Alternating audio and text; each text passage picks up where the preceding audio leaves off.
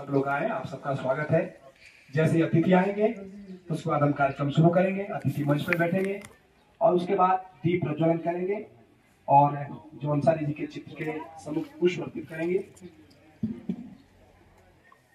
ऐसा होता है कि जब कार्यक्रम होते हैं तो कुछ अपने सुझाव भी ऐसे आपको लगता है कि भाई ऐसा कुछ इसमें करेंगे, ये चीज इसमें आ जाएगी तो अच्छा लगेगा। ऐसा पूर्ण और परिपूर्ण कोई व्यक्ति नहीं होता। जब सबकी एक सामूहिक सोच होती है तो एक अच्छा प्रदर्शन भी होगा, अच्छी पिक्चर भी बन पाएगी। इस पिक्चर को बखूबी आप फिल्मा भी रहे हैं, इसके आप निर्देशक हैं और बहुत बारीकी से आपने जौन साहब भाव का अध्ययन किया है। खुशी का विषय यह है कि आप लंबे समय तक 20-22 वर्षों तक आपका जो जीवन का गंतव्य समय था वो विकास नगर में व्यतीत हुआ, बिहार में। और आप जौन साहब का संस्कृति, खान पान से सब आप भली बात परिचित है। गुरु साक्षात् परब्रह्म तस्मै श्री गुरुवे नमः।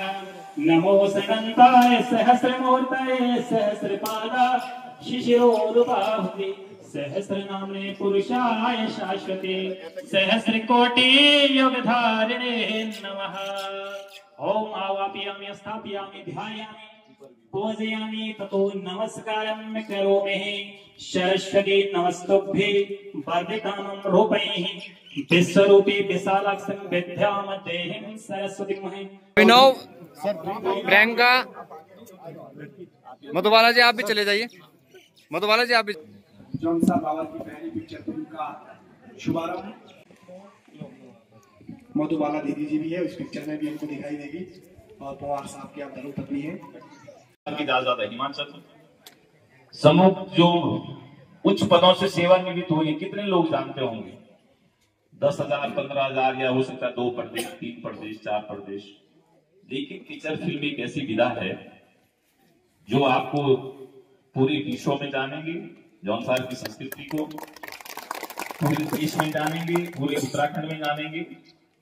और संस्कृति का मतलब केवल हमारा ये नहीं होता कि जैसे हम लोग संस्कृति हम ये समझते हैं कि हम केवल हम गाना गाते हो संस्कृति है या हम नाचते हो संस्कृति नहीं है।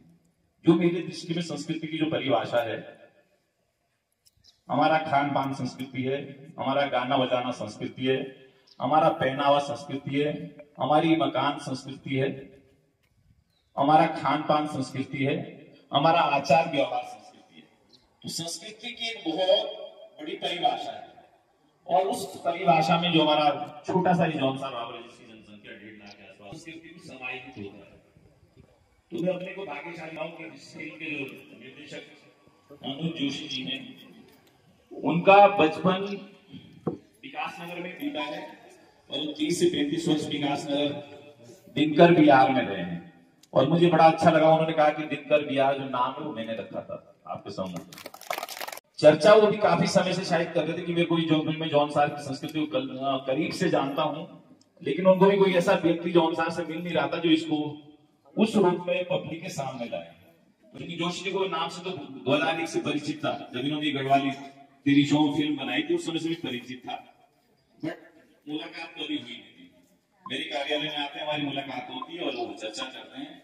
मैंने कहा मैं तो ढूंढ ही रहा था ऐसा बंदा कोई मिले, और वहां से महाराज की ऐसी कृपा हुई कि हमने उसको इस फिल्म को 6 महीने के अंतर्गत आपके सम्मुख आज जिसको कहते हैं धरातल पे ले आए। फिल्म की कहानी तो क्या अभी डिटेल में नहीं बताएंगे, लेकिन आपको इस फिल्म की जो कहानी है उसको पूरा जौनसार बाबा उसमें दिखेगा। जब जोशी जी ने उस कहानी को मेरे सम्मुख रखा और सुनाया,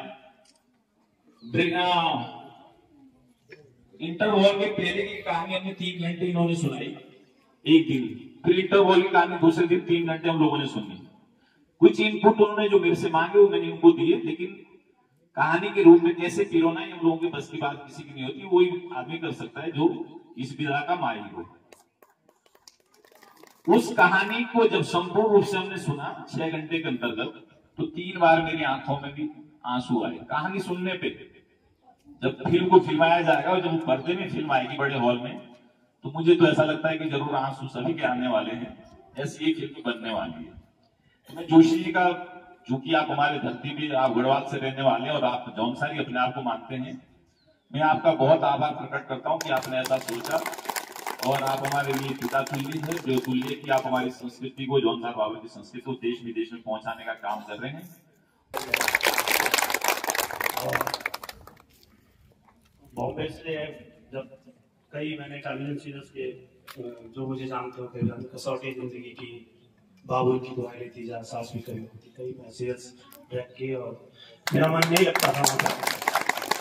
मैं मन से कहीं ना कहीं पहाड़ी था, क्योंकि गढ़वाल मेरा ओरिजिन था और कुछ गढ़वाली फिल्में बनाई, लेकिन मन में रह गया कि मुझे एक जौनसारी, और वो हरिपुर पर मेरी स्टडीज जारी रही और जौनसारी कल्चर पे कई सवाल रहते थे। मुझे बड़ा वो लगता था कि टॉन्स और यमुना के बीच की ये जो वैली है, इसमें कुछ ऐसी अनूठी चीजें थी जो ना तो उधर गढ़वाल में मिलती हैं और ना इधर हिमाचल में मिलती है।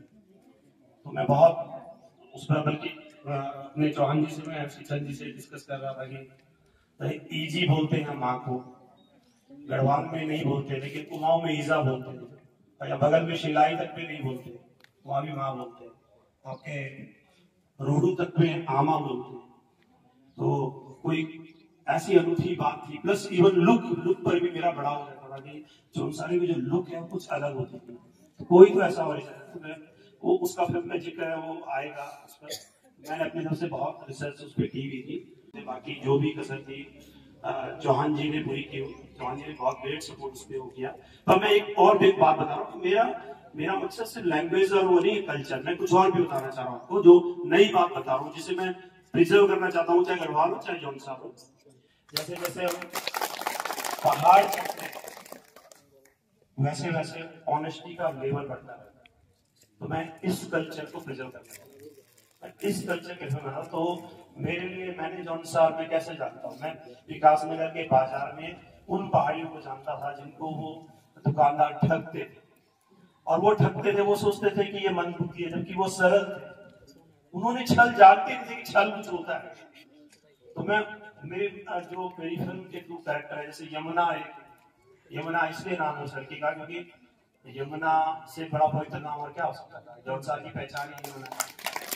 तो उस लड़की के मार्फत, उस चरित्र के मार्फत, और कुछ और चरित्र ऐसे हैं जिनके बाबत मैं उस भोलेपन को, उस सरलता को, उस ऑनेस्टी को, उस व्यक्तित्व को जिसमें छल कपट नहीं होता है, तो वो मैं दिखाना चाहता हूँ। प्लस आखिर में सिर्फ इतना बोलूंगा कि इसमें हर वो चीज जो जौनसार से जुड़ी है, इवन इंटेलेक्चुअल्स के लिए भी बहुत, हर वर्ग के लिए, इंटेलेक्चुअल्स के लिए भी है।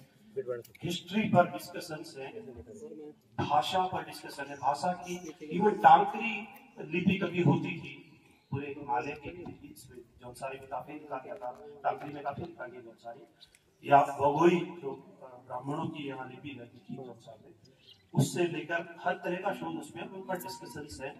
और उसके अलावा जो सबसे बड़ी वो है कि जो हमारी ज्वाइंट फैमिली का कल्चर, वो अभी भी जौनसार में बहुत ज्यादा, हमारे गढ़वाल में एक तरह से खत्म हो चुका है। वो बहुत इंपॉर्टेंट मेन कहानी ही उसमें है। और आगे जो मैं कहना चाहूँगा कि मर्यादा में रहकर फुल एंटरटेनमेंट पैसों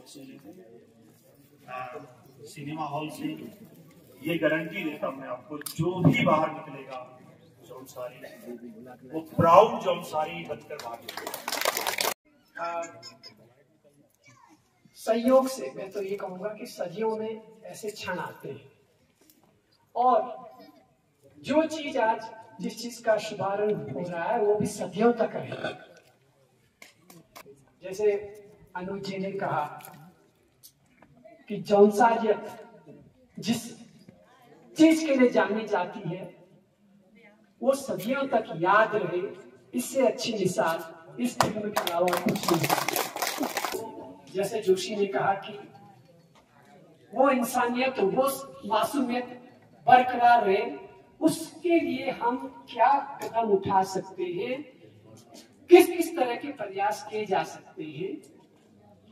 हम आपस में बैठकर मंत्रणा कर रहे हैं और कोशिश करेंगे कि अनुज जैसे चिंतक हम उन गोष्ठियों में बुलाएं, इनके ज्ञान का भी हमें लाभ मिले, और स्थानीय जनता को भी साथ में रखकर हम अपनी संस्कृति को, जैसा कि कल हमने कहा कि संस्कृति सिर्फ हमारा नाच गाना ही ना थी, हमारी जीवन शैली है। हम कैसे जीते हैं, ये हमारी संस्कृति है। इसको कैसे बरकरार रखा जा सकता है, इस पर हम हमेशा चिंतन करते रहें और प्रयास करते रहें। इस अभियान के लिए विशेष रूप से कलम को मैं साधुवाद और फिर से अभिनव और अन्य सभी कलाकारों को मेरी तरफ से बहुत बहुत शुभकामनाएं।